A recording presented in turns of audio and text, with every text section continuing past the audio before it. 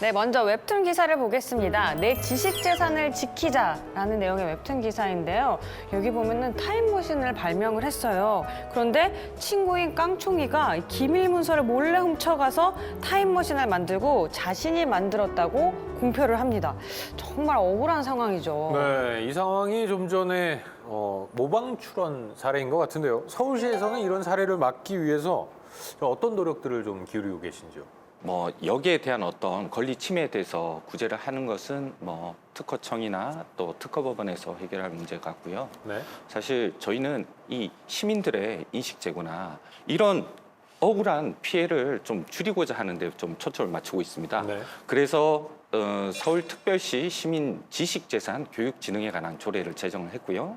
아직까지 그 지식재산의 개념, 그다음에 각종 상표 출원이라든지 특허 취득 등에 대한 시민들의 인식과 관심도가 낮은 수준이기 때문에 네. 이거를 공공 차원의 교육 차원으로 이제 좀 승격을 시켜가지고 이 지식재산권의 중요성을 시민들께 널리 알리고 그다음에 시민 누구나 본인들의 아이디어를 통해서 발명이라든지 상표, 디자인들 그 등에 관한 권리를 취득할 수 있도록 서울시 차원의 지원 조례를 제정을 할 생각입니다. 네. 그래서 시민들의 그 지식재산 창출과 보호, 활용 촉진 등에 이바지할 계획입니다. 네. 네, 관련 조례가 또 하나 더 있는데요. 네. 서울시의회가 전국 최초로 교육청 차원에서, 그러니까 학교에서 저작권이나 특허 등 창출, 활용 그리고 보호에 관한 교육을 촉진하기 위해서 지식재산 교육 조례를 제정했습니다.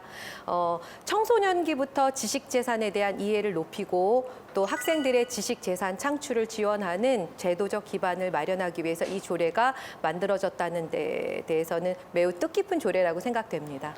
네, 이 청소년기부터 일찍이 또 교육을 시키면은 앞으로 미래에 더 안정적일 거라는 생각이 드는데 어떻게 진행이 되고 있나요? 네, 지식재산은 이제 4차 산업혁명 이후에 중요한 미래 먹거리이자 투자 대상으로 각광을 받고 있는데요. 우리 사회자께서 말씀하신 것처럼 그렇기 때문에 초중고등학교에서의 그런 지식재산에 관한 인식, 교육이 꼭 필요하고요. 이미 미국이나 그 외 일본, 중국에서도 학생들을 상대로 지식재산 교육을 추진하고 있다고 합니다. 네, 말씀 들어보니까 해외에서는 지식재산에 대해서 교육도 하고 좀 투자를 하고 있는 상황인 것 같은데요. 네. 우리나라는 좀 어떻습니까? 서울시 같은 경우는 2012년 서울특별시 지식재산 기본조례를 제정을 했습니다. 네. 그래서 5년 단위마다 그 국가 지식재산 기본계획을 수립을 하고 있고요. 그다음에 지식재산 창출, 보호, 활용을 촉진하고 지역 실정에 맞는 이제 지식재산 시책을 마련하기 위해서 여러 가지 정책들을 시행 중입니다.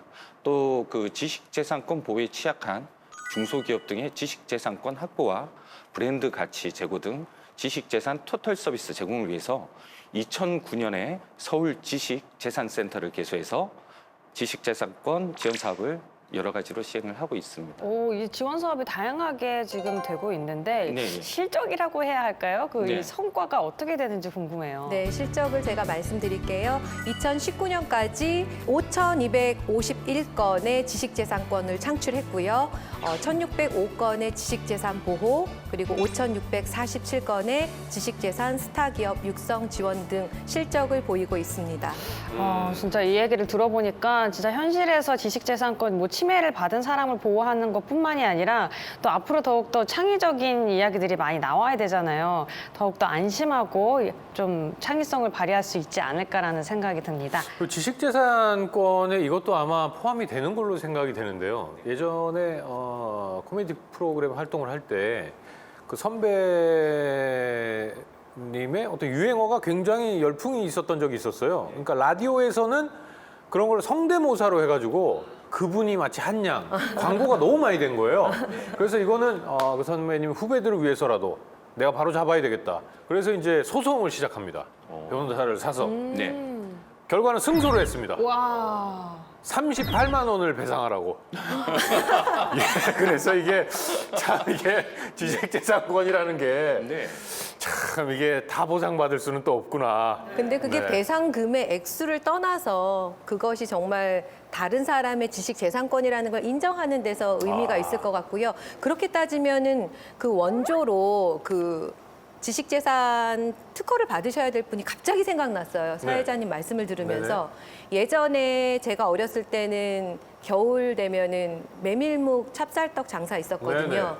메밀묵 찹쌀떡 요 멜로디에 대해서 네. 특허를 내셨으면 네. 그분이 좀 가게에 보탬이 되지 않았을까 이런 생각이 문득 들었습니다. 또 뭐 양념치킨 레시피를 네. 최초에 개발하신 분. 그것도 그분도 최근에 또 안타깝더라, 예. 안타까운 사연으로 또 소개가 되고 있더라고요. 그렇게 따지면 네. 뭐 종이 만드신 분, 뭐 조화 만드신 분, 뭐 색깔 만드신 분. 저희가 뭐 자유로울 수가 없어요. 네, 알겠습니다. 네, 아무쪼록 앞으로 모든 것이 좀 보호받을 수 있는 시대가 왔으면 좋겠습니다. 자, 다음 기사 볼게요. BTS가 일냈다. 무역수지 흑자 역대 최대라는 제목의 기사입니다. 2021년 상반기 지식재산권 무역수지에 따르면요. 우리나라의 올 상반기 무역수지는 8억 5천만 달러로 흑자 전환이 됐다고 합니다. 이게 얼마나 대단하냐면 2010년 통계 편제 이후 최대 흑자로 역대 두 번째 흑자를 이뤄냈다고 합니다. 아, 사실 이게 뭐 요즘 흔한 얘기로 국뽕에 취한다. 뭐 이런 얘기들 하잖아요. BTS 맞아요. 얘기만 들으면 기사만 접하면 가슴이 좀 웅장해지는 느낌인데 자, 축하할 일은 축하할 일이고 지금까지 계속 지식 재산을 좀 사소해야 된다. 이런 얘기를 들어와서 그런지 이럴 때일수록 좀 더 발빠르게 좀 지식 재산을 지켜내야 된다라는 생각이 드는데요. 세계에는 지금 저작권 전쟁 중이지 않습니까? 그렇습니다. 뭐 아까 말씀하신 뭐 세계 열광시킨 한류 콘텐츠들 덕에 지난해 이제 그 문화예술 저작권 무역 수지가 사상 첫 흑자를 기록하지 네. 않았습니까? 그러나 우수 특허 비율이 낮고요. 기술 이전 사업화 성공률이 굉장히 저하가 되고 있습니다. 그래서 그 콘텐츠 산업에 대해서 그 구글, 넷플릭스 같은 글로벌 플랫폼 기업과 이 경쟁에서 지금 밀리고 있는 현실인데 최근에 저 히트를 치고 있는 오징어 게임이라고 네네. 네. 중국에서 불법 유통이 돼도 손을 못 쓰고 있는 상황 아닙니까? 그렇죠. 네. 그래서 이런 콘텐츠 저작권 등 지식재산권 보호 강화와 기술 이전 성공을 제고하기 위해서 그 여러 가지 제도적 보완이 필요한 현실인 것 같습니다. 네. 그렇습니다. 다음 기사 볼게요. 자, 인류의 건강 지킨 발명품 중 국민이 선정한 1위는? 이라는 제목입니다. 내용을 보면요. 지난 4월 이 특허청에서 보건의 달을 맞아서 인류의 건강을 지켜온 10대 발명품을 발표했는데요. 네. 여기 보시면요. 비누, 마스크, 냉장고, 항생제, 그리고 1위가 백신으로 나왔습니다. 주승호 의원님 6위 하셨네요. 아, 예. 예. 서초의 공기청정기, 서울의 공기청정기. 추승우 의원입니다. 좀 더 분발을 해야겠어요. 네. 네, 이 지식재산권과 발명품 어떤 관련이 있나요? 네, 발명이라는 것이 기술과 과학 분야에서 새로운 것을 고안해내고 창조해내는 것이잖아요. 네. 발명가들의 발명품이 대부분 오랜 노력에 걸쳐서 이제 만들어지는 것이기 때문에 발명가의 발명품뿐만 아니라 아까 정말 오랜 노력에 의해서 레시피 하나 만드는 것도 굉장히 힘든 일인데요. 네. 이런 발명가들, 즉 소유자에 대한 권리를 사회적으로 보호해주기 위한 노력들이 있습니다. 이것이 바로 지식재산 보호의 일환으로 진행되고 있다고 보시면 될 것 같습니다. 발명품 역시 특허청에 출원을 해야지 인정을 받을 수 있습니다.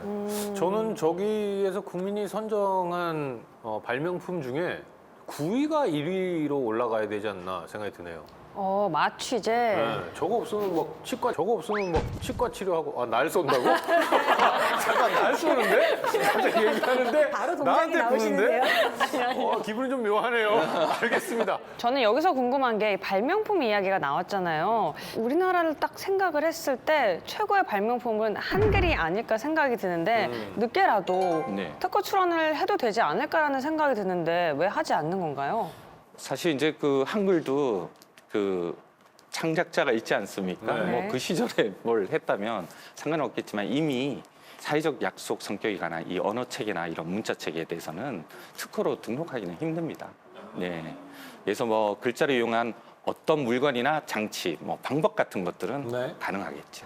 오, 저는 가끔 또 디자이너 분들이나 이 미술 작가 분들이 한글을 이용해서 이렇게 작품을 만드는 게 참 멋있다라는 생각이 들거든요. 네. 이거는 정말 이 세종대왕님께서 물려주신 자산이 아닌가 싶습니다.